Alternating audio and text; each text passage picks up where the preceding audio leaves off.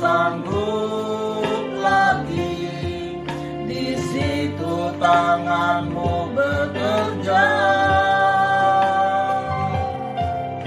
Pertolonganmu begitu ajaib, kau telah memikat hatiku.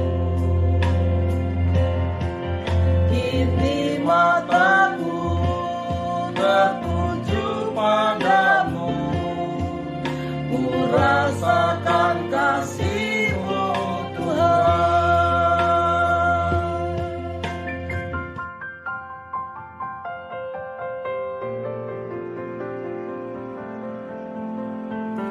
Shalom, Bapak Ibu yang dikasihi oleh Tuhan, selamat pagi, selamat kita berjumpa kembali di dalam kemurahan daripada Tuhan. Mari sama-sama kita akan merenungkan firman Tuhan pagi hari ini yang merupakan kekuatan bahkan nasihat bagi setiap kita. Saya mengambil firman Tuhan dari Ibrani pasal 12 ayat 25 sampai 28. Ibrani pasal 12 ayat 25 sampai 28. Saya tidak akan membaca firman Tuhan ini seluruhnya, tapi Bapak Ibu dapat membacanya.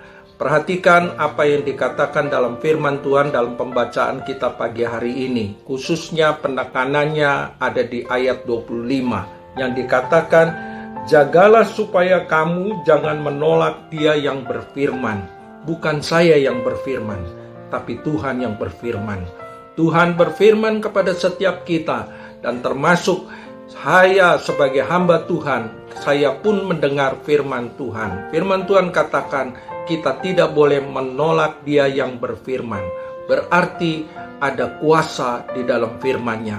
Oleh karenanya, perhatikan, kalau kita memperhatikan kebenaran firman Tuhan, dan firman Tuhan itu hidup di dalam kehidupan kita, maka sesuatu yang dikatakan dalam firman Tuhan dalam pembacaan kita tidak mudah digoncangkan dengan segala sesuatu yang dapat menggoncangkan, khususnya iman percaya kita kepada Tuhan. Saudara yang dikasihi oleh Tuhan, ada banyak hal yang boleh kita lakukan di dalam hidup ini, supaya apa yang kita kerjakan dan kita lakukan, kita hanya mengikuti teladan daripada Yesus. Yesus sebelum Dia naik ke atas kayu salib, ada banyak hal yang menjadi contoh bagi kehidupan kita. Yang pertama, ketika Dia naik di atas kayu salib, Dia merasakan Dia ditinggal oleh Bapanya di surga. Dibuktikan ketika Dia di atas kayu salib, Dia berseru, "Eli, Eli, lama sabatani, mengapa engkau meninggalkan aku?" Demikian juga kita mungkin bisa merasakan ketika kita berdoa, kita tidak didengar jawaban doa kita. Tetapi percayalah, segala sesuatu yang Yesus juga pernah alami, itu menjadi sebuah pengertian untuk menjadi perenungan dalam hidup kita. Kenapa doa kita tidak bisa dijawab? Karena ada dosa di dalam kehidupan kita. Yesus tidak berdosa, tetapi Dia dijadikan berdosa karena dosa kita. Itu sebabnya Allah yang kudus tidak mau mendengar segala sesuatu jeritan daripada orang yang berdosa.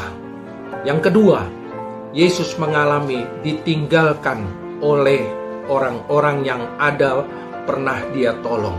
Bahkan orang-orang yang berkuasa, yang tahu akan kebenaran firman Tuhan. Dibuktikan ketika Yesus di atas kayu salib, mereka berkata, orang lain Dia tolong, tetapi dirinya sendiri tidak bisa Dia tolong. Dia tidak bisa turun di atas kayu salib. Kebenaran ini saudara bisa baca di dalam Markus pasal 15 ayat 29 sampai 31. Demikian juga yang ketiga, yang terakhir. Saat Yesus merasakan ditinggalkan oleh semua orang, bahkan ditinggal oleh Bapaknya, ada tujuan daripada Bapaknya di surga, yaitu ingin menyatakan kemuliaannya di atas pribadi daripada Yesus yang sudah melakukan apa yang menjadi perintah Bapaknya. Saudara bisa lihat itu di dalam Filipi pasal yang kedua, ayatnya yang kelima. Filipi pasal 2 ayat 5 dikatakan, hendaklah kamu dalam hidupmu bersama menaruh pikiran dan perasaan yang terdapat juga dalam Kristus Yesus. Pesan firman Tuhan bagi setiap kita yaitu hendaklah hidup kita bersama menaruh pikiran dan perasaan seperti Kristus. Itu sebabnya jangan putus asa, tapi percayalah dari segala sesuatu yang kita kerjakan seturut nasihat firman Tuhan, kalau itu ada di dalam kehidupan kita, maka Allah akan menyatakan kemuliaannya dari buah kehidupan kita. Dari buah kehidupan kita, maka akan ada banyak orang yang bertelut mengakui keberadaan Yesus Kristus Tuhan yang kita sembah itu benar-benar hidup.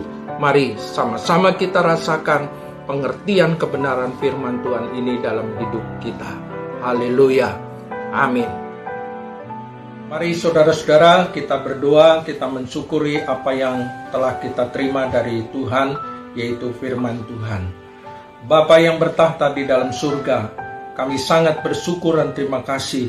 Engkau selalu ada bersama dengan kami, menyertai kami. Kami rasakan dan kami buktikan ketika Engkau selalu berfirman kepada setiap kami. Dan firman-Mu itu hidup di dalam kehidupan kami. Sehingga kami boleh mengalami kekuatan, mengalami sukacita, mengalami kedamaian sesuai dengan apa yang Tuhan telah firmankan. Kami bersyukur dan terima kasih untuk firman-Mu. Saat ini kami berdoa dalam doa syafaat bagi negara dan bangsa kami. Kami berdoa untuk presiden kami. Kami berdoa untuk seluruh aparatur pemerintah yang ada. Berkati mereka dengan hikmat Tuhan, supaya apa yang mereka kerjakan di dalam memutuskan segala keputusannya untuk kepentingan bangsa dan negara ini, biarlah Tuhan memberkati dengan hikmat Tuhan, sehingga mereka mengerjakannya dengan takut akan Tuhan. Kami berdoa juga untuk para medis, tim medis yang ada, mereka yang ada bekerja di gugus depan untuk merawat, memberikan perawatan bagi orang-orang yang kena musibah virus Tuhan. Berkati mereka dengan kesehatan, kekuatan daripada Tuhan, perlindungan Tuhan, menyertai akan keberadaan daripada anggota daripada para medis Tuhan. Kami juga berdoa untuk anggota keamanan yang menjaga keamanan, berkati mereka dengan kesehatan, kekuatan, serta perlindungan daripada Tuhan. Tuhan juga memberkati keluarga mereka, supaya keluarga mereka juga ada dalam perlindungan Tuhan. Terima kasih Tuhan, Engkau selalu ada bersama dengan kami, dengan keluarga daripada anak-anak-Mu yang ada di Albeta Tuhan, sehingga semuanya boleh menerima kasih karunia Tuhan dan berkat daripada Tuhan. Mari Bapa, turunkanlah berkat-Mu atas setiap umat-Mu yang telah hari ini mendengar firman Tuhan.